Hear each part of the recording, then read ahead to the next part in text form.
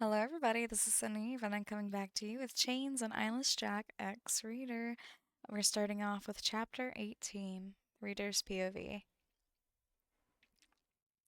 Photo after photo of Jack filled the computer screen, the scroll bar appearing tiny due to the sheer number of them as I slowly scrolled through the file. Some featured Jack wearing his mask, while others had it removed, showing his eyeless sockets and razor-sharp teeth. On impulse, I changed the settings so the photos were arranged by date, and the thumbnails instantly rearranged so the oldest were at the top. Arranged chronologically, I could slowly start to see a story unfold. At first, Jack was defiant. The very first photo showed him unconscious in the back of the pickup truck, duct tape covering his mouth and biting his wrists and legs, his mask sitting next to his head. Once he woke up in the basement, he scowled at the camera, the photos capturing him pulling at the chains restraining him to the wall. Many of the earlier photos were like that, just Jack trying to break free. None of them showed him wearing his mask, allowing a clear view of his expression filled with rage and anger. One photo in particular caught my attention. His head was tilted back, his hollow eyes squeezed shut, and his mouth gaping open in a silent scream. As I stared at it, I imagined his scream from last night and then his panicked yells in the clearing not even 2 hours ago. I could hear them now, coming from his mouth in the photo and ringing through the air. How could I not have heard him? Timestamps in the bottom corner of each photo revealed that these were all taken in a single week. During the second week, he stopped visibly struggling and scowling, instead staring at the camera and Buddy warily. It was at this point Buddy started experimenting, setting the camera on a tripod to photograph himself forcefully feeding Jack. He'd tie food to a stick and stand at a safe distance off screen as he forced Jack to eat it. A series of photos showed Jack refusing but being forced to open his mouth and eat it anyway, and then vomiting the results. It wasn't until later in the week he was finally fed a kidney, and Buddy clearly used a rapid fire setting on the camera to capture a stream of photos of Jack ravenously devouring it, his teeth shredding the organ as he ripped off large chunks. A shudder ran down my spine as I stared at the photos, and I felt bile rise in my throat. Jumping from my seat, I raced to the bathroom and knelt over the toilet, the cuts and bruises on my neck throbbing as I vomited my lunch into the bowl. This was the first time I'd seen Jack eat, even if it was just photos of it, so of course I was filled with disgust and horror, but it was more than that. A bigger question hung in my mind, one I couldn't shake. Where did the kidney come from? Buddy couldn't exactly go to a local grocery store to buy a human kidney, and based on how weak Jack's arms were when I freed him, I doubted he was released to go hunting. Only Buddy could have gotten the kidney, and the question was where and who it belonged to. I just knew that Buddy had killed someone to get it to feed Jack. As early as April, I'd been living with a murderer without even a single clue to his true nature and what he really did when he went into town. My stomach lurched even more as I thought about it, and this time I puked stomach acid. Eventually, I stopped and leaned back, my breath ragged and shuddery. Wiping my mouth, I flushed the toilet and washed my hands, not looking as the contents of my stomach swirled down the bowl. I headed to the main part of the cabin to get something to drink to wash away the taste, but before that I paused by the laptop and quickly closed the window and logged out. No more. I couldn't look at the photos anymore. Pouring a tall glass of water, I downed it eagerly, spitting into the sink and then swallowing the rest. I returned to my room silently, casting a glance at Jack's closed door. Thankfully, he never came out while I was using my laptop, but my relief was more for his sake than mine. Sure, might think I was trying to get help, but for some reason I was more concerned about his reactions to the photos. They showed some of his darkest moments, after all. If he had PTSD like I thought, I didn't want to trigger another episode. As I sat on my bed and began leafing through my novel, looking for where I'd left off last night, I found myself unable to concentrate. My mind kept wandering back to the photos, the pain in my neck, the kidney. Too much. This was just all too much. The words on the page began to blur as tears welled in my eyes, and before I knew it, I was crying, curling on the mattress and quietly sobbing to myself. Everything I knew, every memory I had my entire life up until this point, and I couldn't trust any of it anymore. Jack's POV. Grunting, Jack rolled over in bed and rubbed his eyes, yawning as he glanced around his room. His sleep had been devoid of dreams, but strangely restless, making him feel tired even after waking up. Automatically, he reached for his mask on the end table, but his hand only touched the smooth wooden surface. A frown tugged at his lips, faintly confused for a moment before his memory slowly returned. A shudder ran down his spine as he recalled awakening tied to the tree. His reaction was so pathetic he couldn't believe how Ash had to help him back. Ash? Jack bolted upright in bed, his eyes wide. That's right, he'd attack her. Shakily, he got out of bed and walked to his door. The cabin was dark to the point where it would have been almost impossible to see without his night vision. He glanced around. Creeping towards her closed door, he quietly took the handle and pushed it down, slowly pushing it open. Light flooded from the crack and filled the hallway, and he peered inside to see her form curled on the bed in a small ball with a novel at her side, her eyes closed and her chest rising slowly with every breath. Staring at her silently for a few minutes, Jack finally crept into the room, taking care to make no sound as he stopped by her bed. Setting the novel on the end table, he gently pulled the blanks over her sleeping form. She shifted, and he tensed, expecting her to wake up, but her eyes remained closed, and after a few moments he quietly pulled the blanket the rest of the way. Once she was covered, he knelt by the bedside, examining her sleeping face. Dried tears stained her cheeks, and he started to reach to brush them away, only to stop himself upon noticing the blood on his finger. Instead, he quietly turned off the lamp, shrouding the room in darkness, and silently closed the door. Exhaling softly, Jack leaned against the wall when he suddenly became aware of a sharp pain in the back of his head. It was then the rest of his memories returned. While he strangled her, she'd knee him in the nuts and then hit him in the head with a rock. Quickly, he entered the bathroom and switched on the light so he could get a clear look at his reflection and tend the injuries. As he twisted his head to the side, he grimaced upon glimpsing the bloody lump on the back of his head. She really hadn't held back. He didn't hold it against her, though. A pang of guilt filled him as he recalled the dark bruise and bleeding cuts covering her neck, grimacing at the memory.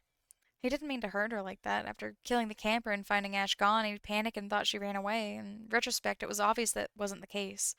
There was nowhere for her to go, and there were signs she'd been working on the dummy while he was gone, but at the same time, he was too panicked to notice the signs. Anger had gotten the best of him, and as a result, he'd ultimately hurt her. Awful, horrible, cruel. That was what his face said as his hands wrapped around her neck. A monster. That's all he was in her eyes. And for some reason, that hurt. While he saw her as his pet, in the end, Ash was still his savior. Jack had silently sworn to never harm her physically, but he let his anger get the best of him anyway. Guilt gnawed at him as he opened the cabinet and removed the first aid kit. Sure, he liked to scare Ash, but he always tried to make up for it later. She was the angel who had pulled him out of darkness and into the light, the one who had given him hope after so long of feeling helpless. He didn't want her to actually hate him. Why hadn't she run away? Why hadn't she tried to finish him off then? Why had she come back for him? Why had she brought him back? Was it just fear, or was it something else?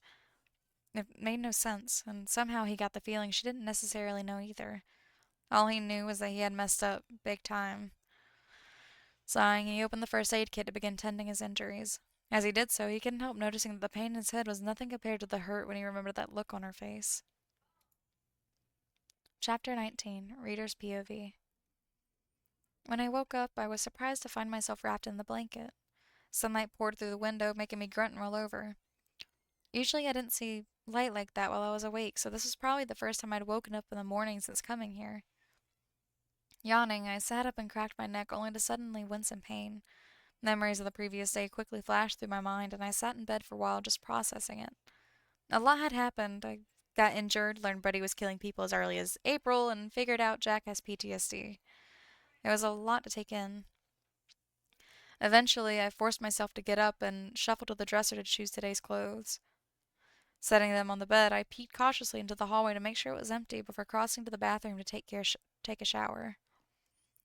However, as I glanced at the main portion of the cabin, I suddenly froze.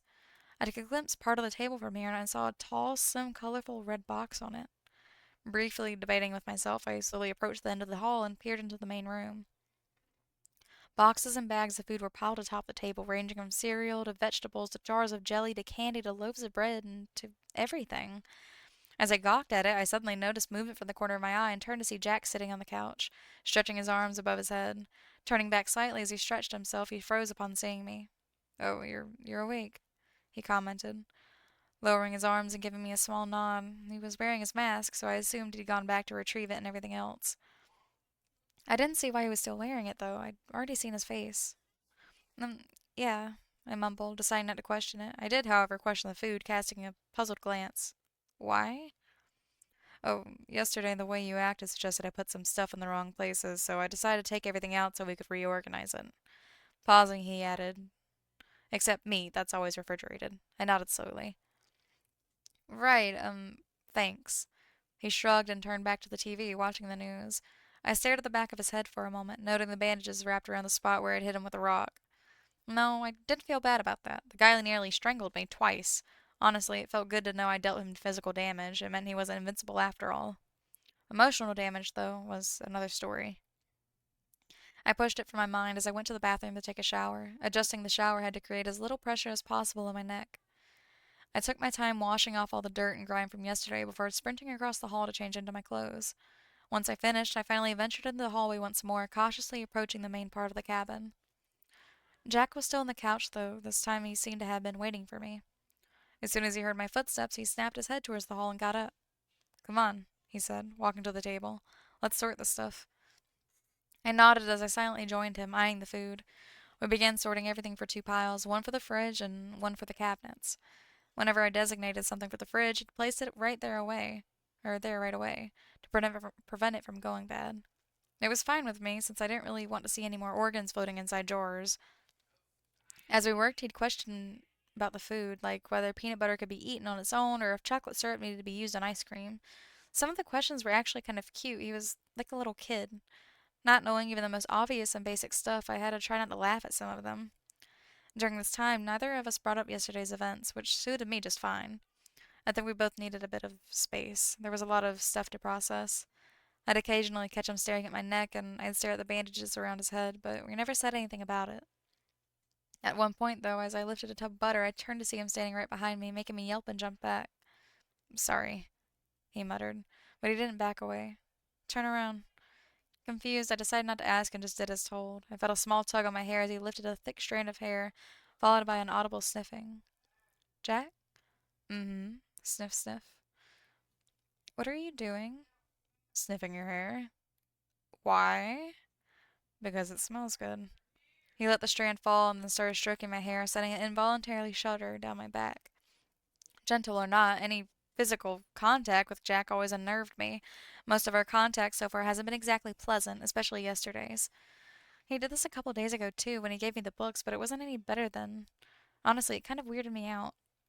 "If you want, you can use my shampoo," I mumbled, slowly setting the butter in the refrigerator pile.